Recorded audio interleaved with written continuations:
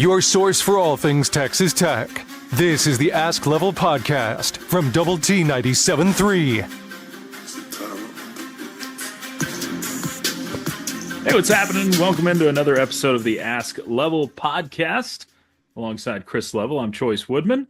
This podcast, as usual, brought to you by our friends at Cantex Roofing and Construction. I'm Mike Hebert, owner of Cantex Roofing and Construction. Every day is game day, and we'll get it right when it comes to your roofing, construction, windows, and mirrors. Call Cantex Roofing and Construction today. Together, we are one serving you. Level, a week later from the last podcast, and 2 more wins in the book for Texas Tech basketball. We'll dive into that ad nauseum. A little college football playoff talk is, depending when you listen to this, it might already be in the past, the champion crowned, but that's also this week. A couple of uniform questions from the audience, a women's basketball recruiting question. You probably know where that one's going. And plenty of basketball thoughts and questions as well. So, Level, how are we doing today? I'm doing wonderful. I'm cold. It is cold. I think everybody's cold. No, it's in the LBK, but it seems like across the country. Yeah. Yeah, no, I'm doing great. I'm about to embark on a place that's a heck of a lot colder. So at the time that you and I are discussing all these said topics, but as you said, man, anytime you in this league, if you can have a 2-0 week, I mean, that's a hell of a week. And you know, they're going to be hard to come by. All of these games are going to be hard to come by, but I felt like this past week it allowed you to get over the hump a little bit instead of the back and forth. Because you're about to embark on a stretch where you need to take advantage because there's a stretch at the tail end of it that you're like, eesh. You're about to go to Cincinnati. You've got TCU and Oklahoma State at home. Those are all 3 winnable. I mean, I would say that you would, man, at the bare minimum, you got to go at least 2-1 in that stretch. But then after that is over, you're looking at a stretch that I think it involves Houston, Baylor, and Arizona. And the Houston and Arizona games are on the road. And so that's peacock today, feather duster tomorrow, right? That's just, I mean, I like that one. Yeah, so that you just have to, you better take advantage. And this is what you're seeing is, I think, depending on when you catch teams, they are kind of out of gas or they're just because there is no, Grant talked to me about this after the Arizona win. And maybe I'm wrong, but I just didn't think that when you're playing Arizona, both teams are averaging in the 80s. It's a lot of free flowing and hoops and all those things. And it turned out to be like a 40-minute shoving match. And I just wasn't, I guess, ready for the physicality of Arizona of all teams. And he made the point to me, look, the extra conference games, okay, so you have 20. You didn't have the one warm up before the conference season started. And then there is going to be no break. Nobody has a bye or anything like that. Right. So this is going to be a 10-week grind where you get 2 a week and you just get hit over the head. And there's a lot of tricky travel, okay? And sometimes you just catch a team when they are worn down. And we wondered if that was maybe the case with Arizona, and they're staring at having to go to Oklahoma State right after this one. So they're on their little 5-day trip. Anyway, it's the psychology of the schedule and all those things, but it's just and you're gonna show up and have some issues like that too, where you just don't have it one night, and for whatever reason it doesn't go well. So anyway, but it was that was your biggest win of the year, man. That's really the only time that you've beaten a team that is slated to go to the tournament to this point. That's the reality of it. So far, things could change. BYU might end up there. It's one of those where you just look and And so, yeah, that's your best resume win at the moment. And both, I mean, depending where you're looking, projected around 7 or 8 seeds at the moment, Arizona and Texas Tech. So you still got a lot of work to do, but you're sitting at 4-2 in this league, a very tough league. And like you said, Level, you've got to win the games that are winnable Hmm. in front of you. And right now, you're amidst of 5 game, you're 2 games into a 5 game stretch where you could absolutely go 5-0. Not saying you're going to, but you could go 5-0. And because of what's on the other side of that, need is probably a strong word, but it kind of feels like you need to go 5-0 during that stretch because of what's on the other side of it. Yeah, I mean it's just, and I would say that some of the winnable games that they're going to be trickier than people think Oh, sure, sure. because you're dealing with a lot of first year coaches, and like West Virginia is a lot better than Yep. anybody would have thought, They and just beat luckily, Iowa State. oh yeah, and luckily you get them in Lubbock. Yeah. They're doing all this without, on paper, theoretically, their best paper, old Javon Small. He's just turned himself into like a first team All Big 12 type player based on what he's done so far. But, Oklahoma State with a new coach, and you're just not going to get a lot of quit from certain teams at the tail end. We're like, okay, they're just playing out the string. So that's the Yeah. scary part about some of this. But and talking about the game before we get to, I guess, all these Sure. questions, but talking about the game in general, I think the best part of it was, look, JT Toppin looked like he didn't have the flu anymore. That was a positive. Is Yeah. arguably his best game since maybe, statistically he had a pretty good one against UCF, but it was kind of hollow. It didn't really matter. This was impactful. This was clutch. This was consistent. This won it in many ways, Yeah. but Yeah. it's maybe his best game since November. Yeah. I think you consider opponent, it's got to be his best game overall. Yeah. I mean, and he got hurt in late November, early December. Yeah. And I think it's been his best game in 6 or 7 weeks, Yeah. Yeah, he had a really hot first half against Iowa State and then 2 points in the second half and kind of disappeared after the ankle turn and and still wasn't dealing with feeling the good. flu. Yeah. Yeah, yeah, wasn't feeling good. So, yeah, but you have Darian Williams go down. He didn't have the greatest of games to begin with, but he goes down in the game. We've seen this plenty of times in the Big 12. Winning slugfest, winning these ugly types of games are is part of Big 12 play. The better teams or the good teams in the league find a way to get it done in these games, and that brings us to our first question. Level.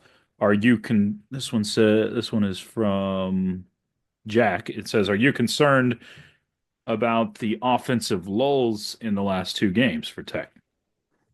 I mean, I could, they have not. I think they've earned their right. This is one of the statistically best offenses in the country, field goal percentage and all that. So yeah, they're allowed to get tired, be worn down, and I think they've dealt with. I mean, a desperate Kansas State team that's got a lot of size, and that's the problem with your team is that as you dealt with a little bit of the flu and it dealt with a little injury here or there, you're deep, but you're not that deep. And so you're having to stress a few guys, Yeah, 35 minutes, and I just hope that doesn't catch up to you at some point, because um, I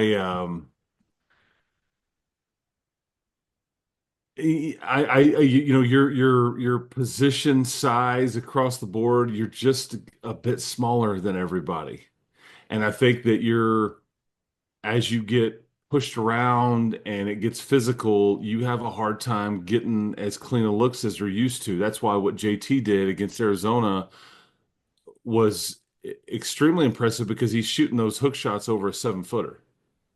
yeah, And that the degree of difficulty there, I mean, insane. And I that that I speaks to mean, his athleticism too, is that he's able to still create those shots over the 7 footer, and he's yeah.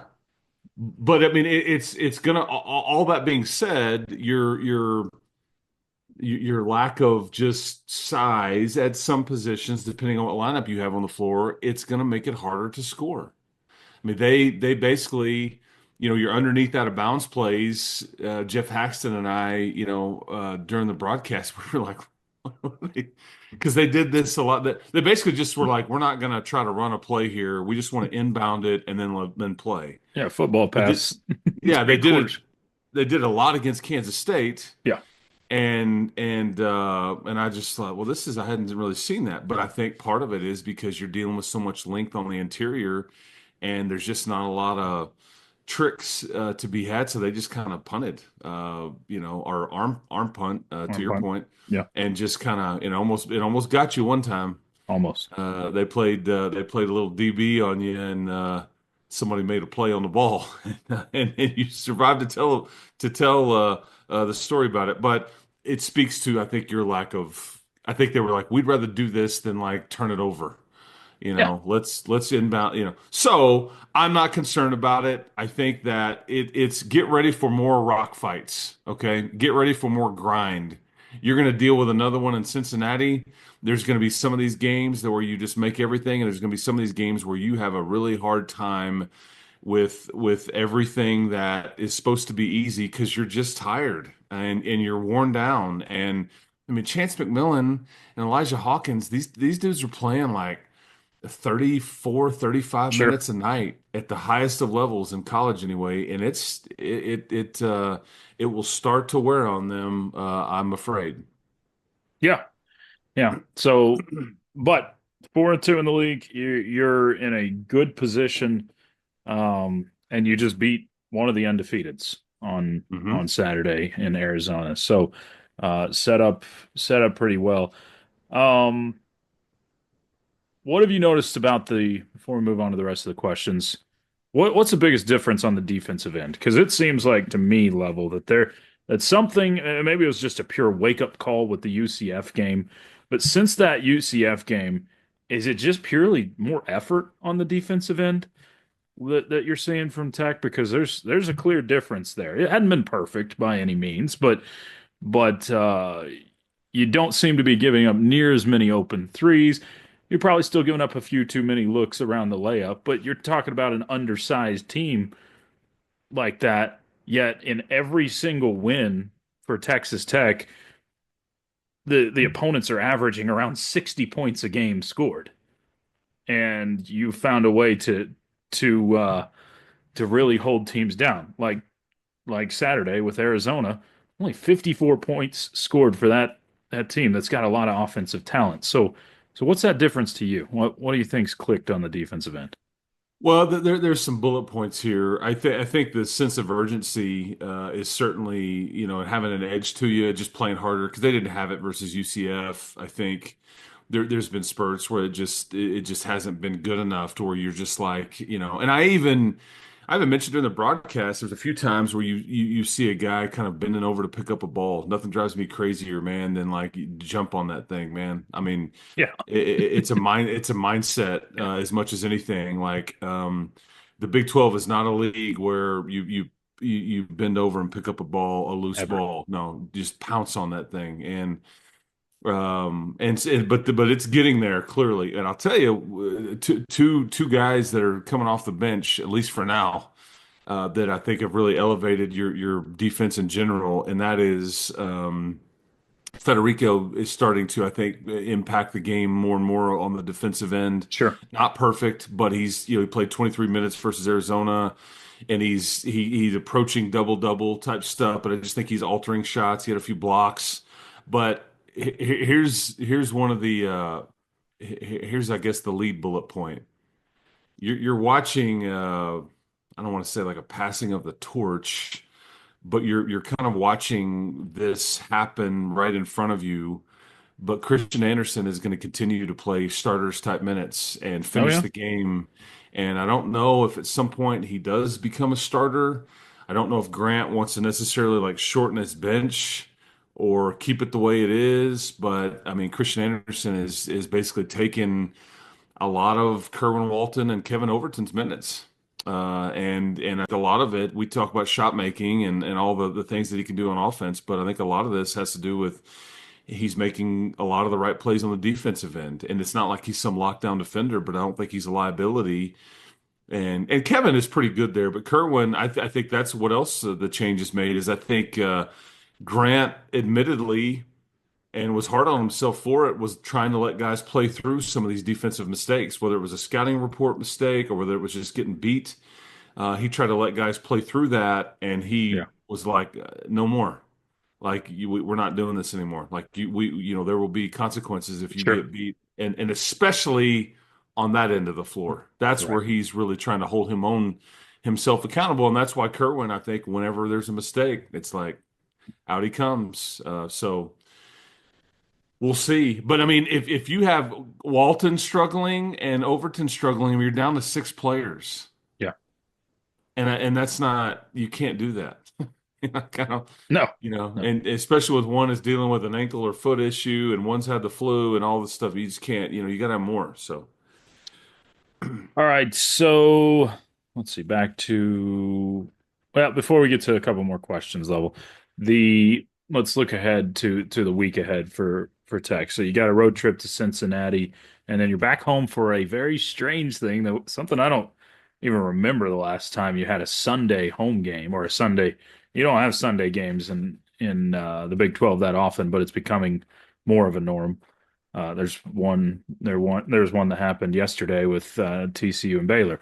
But uh, you look at this week, Cincinnati and OSU. I say obviously the OSU game, you got to have that one because it's a home game, no question about it.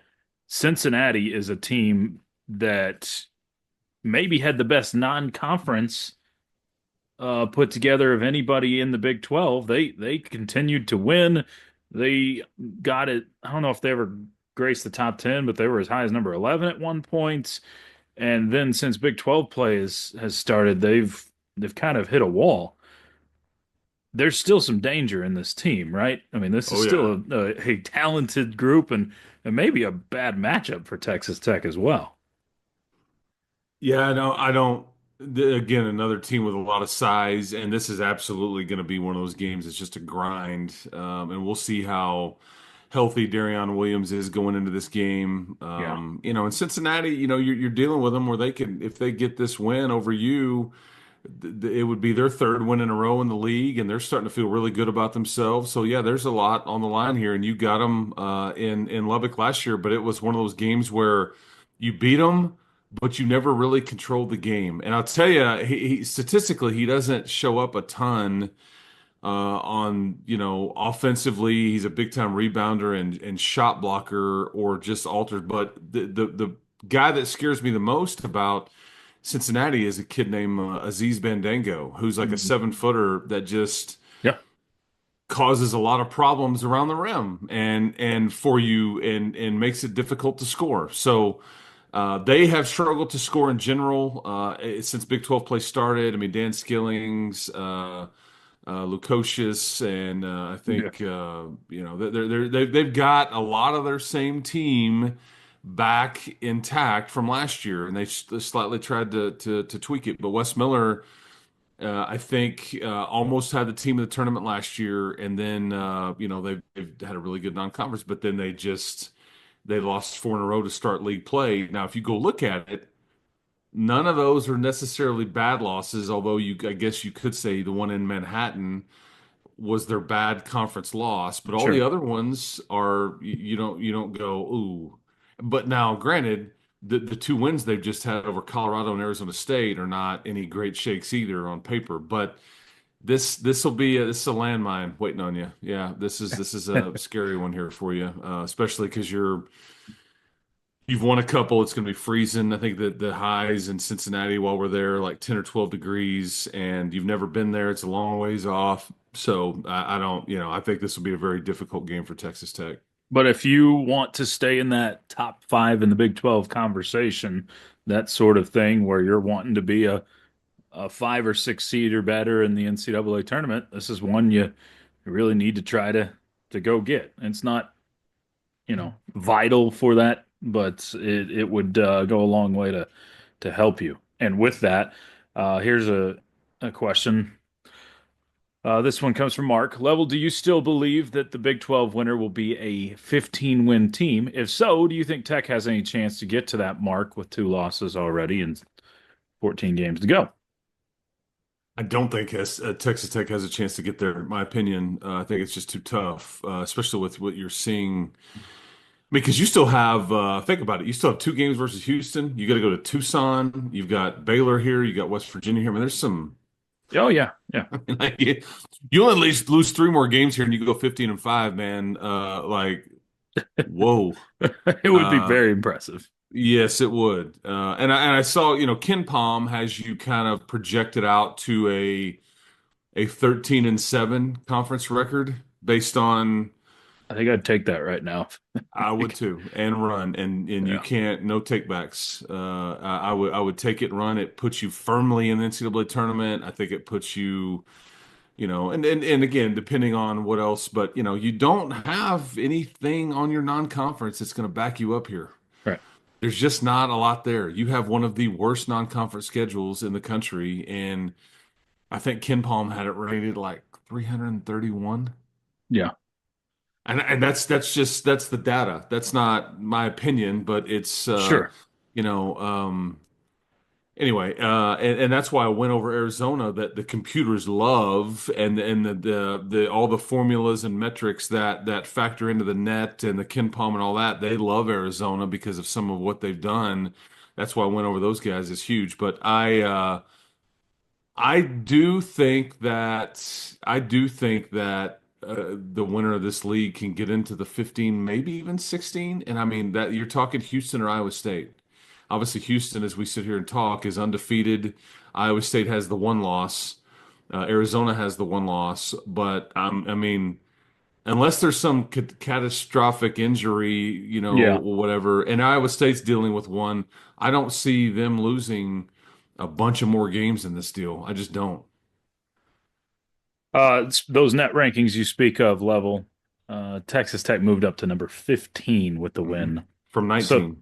So that's I mean, you're sitting there. The net looks pretty for the committee, but they also do look at things like the strength of schedule overall, strength of record, those sorts of things. So that's where Texas Tech will get knocked.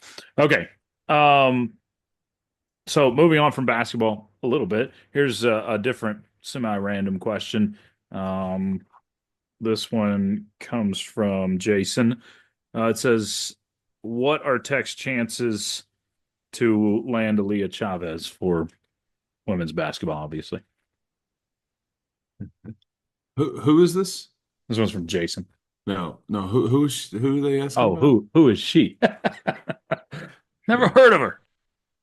The number one player in I the mean, country. I think there's a lot of people that feel pretty strongly that Tech is in a good spot here. This is all going to put Krista Gerlich in a weird, just me speaking frank Yeah, here. yeah, Who's Frank? I um, because if you land this player, a lot of excitement and all that, and then what happens once you get her, and there's a lot of pressure to get her. She's right here in your own backyard and all that. And you've been able to go across the street essentially and go to her games and recruit her for multiple years and all these things. If you don't get her, it's a very harmful PR thing. yeah. And you can get over that. I mean, like the Micah Hudson stuff, right? That everybody, Seems like that's gone all away pretty fast. lot of comedians out there, a lot of people that anti-Red Raider fans poking fun, a lot of your own going, how did we screw this up and all that stuff, and then Sure. you kind of see that there's always more to the story. And I didn't see the same. You don't see the same energy when it No, on the back end. never do. Yeah. So anyway, I tend to think if you were asking me, I would say you're the favorite. I think Texas is certainly in there. I think LSU is as well. I think at one point South Carolina. I don't know what has been reported. This is what my information tells me, Hmm. and I just wouldn't rule out anything here. There will be a lofty collective, Which how deal does that all made. that work with the whole Yeah, the because new you could revenue you sharing, all could get that? in right under the gun, and it would just be one of those things where, You I mean, do it right before it all Grant and goes company can do the same, and this is the way everybody's going to operate. You've got one last. It's kind of like what football just did. So before July there 1, may right? be there may need to be some collective money paid way ahead of time or before certain dates, like before seasons even come close to starting. Right. But you could secure players this way, and I think that and again, we'll see if this house settlement is in fact what we think it is, and it gets approved on time, and if there's any tweaks because you've got the Title IX stuff coming out Yeah. and all that stuff. So anyway, there you go. So real quick, while you're there, the Title IX stuff, is there any legs to that? Or, I mean, they do use the word proportionally. Is that proportionally to what those schools or those sports make for the school? Or, I mean, what do you think there's any legs to Title IX slowing this whole revenue sharing down? Well, I mean, it was the sexy report at the end of the last week, like coming out like, whoa, stop sign, like throw up King's Yeah, X, like, hey, everybody's got all these plans, and hey, this judge has ruled, or this memo in the court system has sure. indicated that, all that stuff. I think that could change in a matter of days, depending on who the Department of Education is, with the new administration being, Very true. inaugurated this week and all that Yep. stuff, and then that alters the course there. I think that either way, you're probably looking at more litigation just because if there were to be, again, this is revenue sharing, and I think Title IX had to do with, I think, access and scholarships, and I think everything does remain equitable there. But revenue sharing, I don't know how, maybe I'm missing some major points, but Texas Tech has chosen to share the revenue with who brings in the revenue. The end. I mean, like, there's no tricky math or anything. It's like, okay, you make the money, you get the money, and that's usually the way business works. So I don't know how this will play out. I don't really anticipate that affecting the what we have thought would play out, I guess, is my guess. Yep. But again, I think we need to be prepared for some twists and turns until we get to ultimately next fall, with the off season, and you've got courts dealing with this house case, all that mess, and you've got the playoff system being tweaked. I mean, that this is gonna, because there won't be a ton of realignment, but this is now the new off-season topic of where you try to follow what's what. I mean, heck, we just changed we're about to change the portal window, Yep. and like kind of go, okay, we got used to one thing, and now it's like that didn't even last for but one year. Yeah. Now we're gonna do something different there. So all things are on the table. All right, two uniform questions, Level. You know how people love their uniforms. Uh First one is basketball related. This one comes from Kevin. It says, "Are the three Tech basketball uniforms the only three we'll see this year, or is there a special uniform coming at any point?" And then old Greg from Twitter asks, "Will Mahomes be designing a new uniform combo every year for football, or was the galvanized uniform the only one? I remember rumors of him doing more, but don't think there was everything or ever anything confirmed." I don't know if you're. I guess I think that your red, white, and black basketball unis are the only ones you've got. I don't think there's like some special edition or some throwback. I don't believe. I don't know if there's a gray one or a throwback or whatever. But I think that's it. Okay, now but I do think that Mahomes was the question. Is he going to design another one for next year or something? Is Yeah, that what was will there asked? be a new one every year is what the question I was. can't, okay, now the devil's in the details. I don't know if that is true. There will be new ones. I don't know if this is like an every other year, but you may get something different next year. But I don't know if you can anticipate something brand new every single year along those lines. Maybe that is the case, but I don't think so. And at some point, I guess Oregon really hasn't, but at some point, do you just run out of ideas? How can we I was about to spin say this? Oregon does new Yeah, how uniform how every can we single spin this game. record? Yeah, I know. So yeah, I mean, I guess, and what do they do with the gladiator logo too? Does that become more of the normal thing? Because they wore it, I think, on the white uniforms one game this season. Uh-huh. I want to say the Iowa State game. Can't remember for sure which one it was, but wore that on the road one time, and then wore the galvanized ones. So, and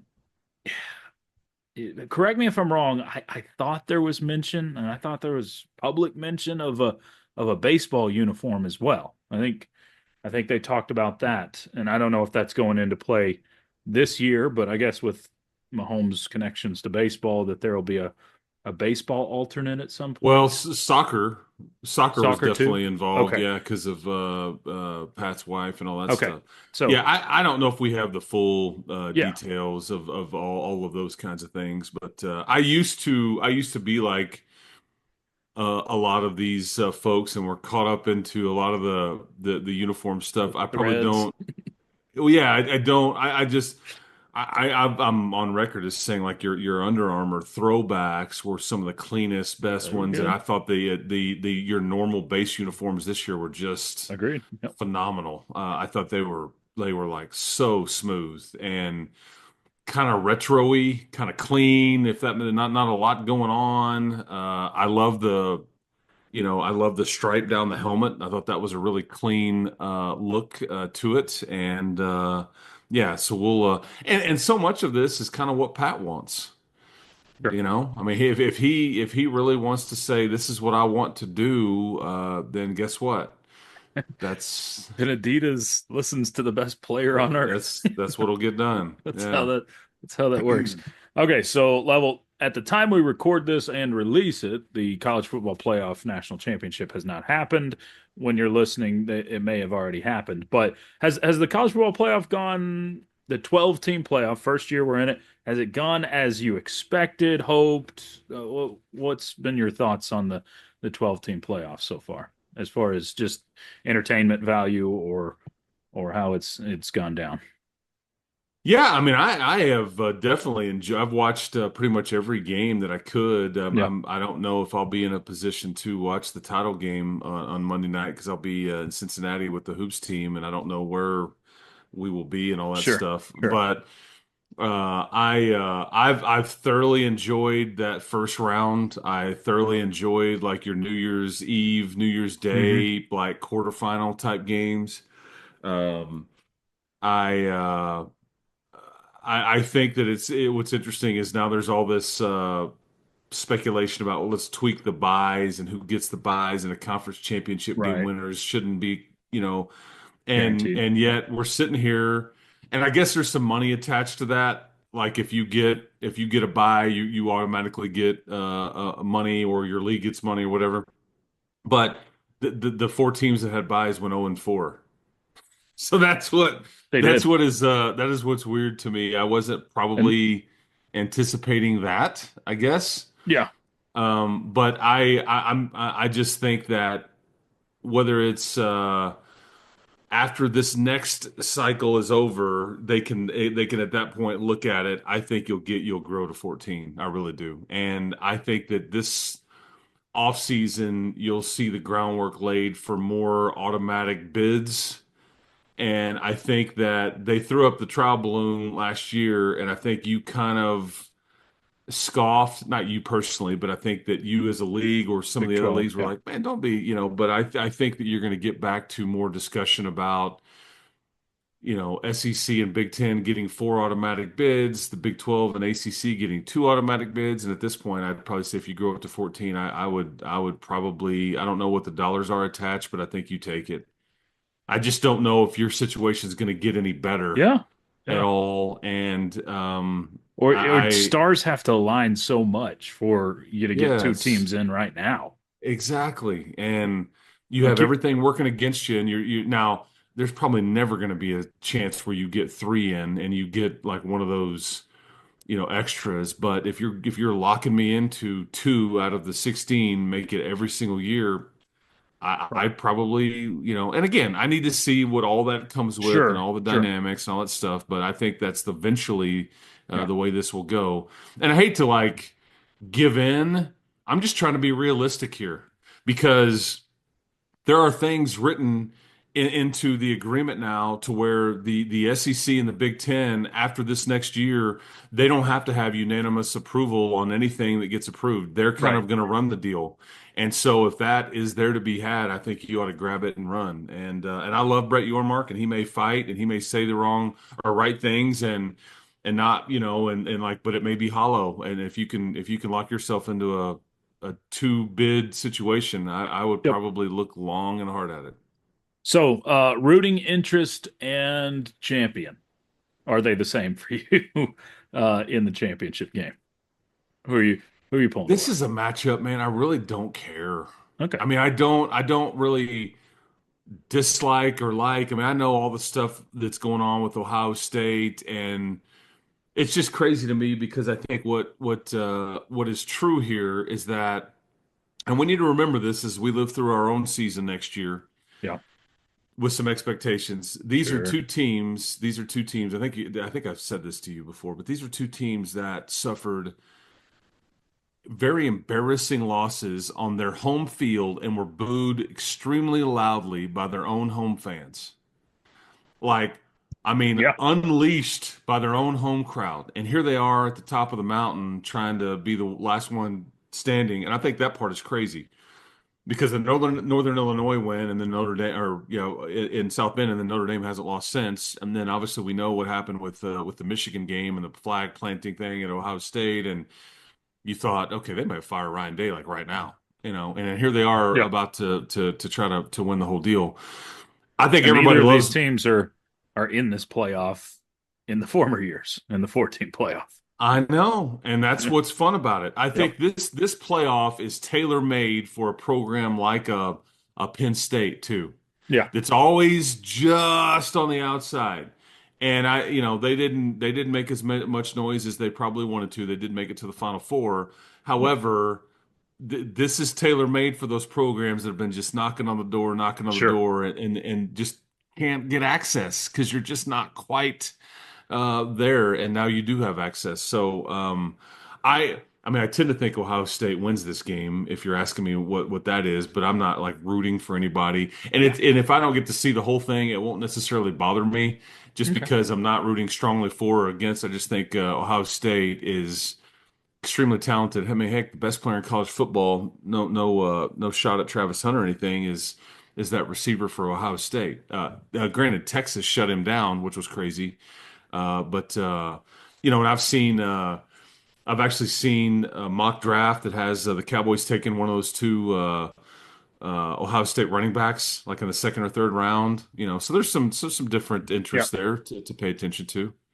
Well, Level, appreciate it. Enjoy Cincinnati. Eat some chili with some spaghetti, and we'll talk to you next week, man. I do know on Monday night we are going to a barbecue joint, so we'll see how that goes. Cincinnati Okay. barbecue. Who would have thought? But Who hey, man, knows? appreciate it. We'll talk to you next time, Woodman.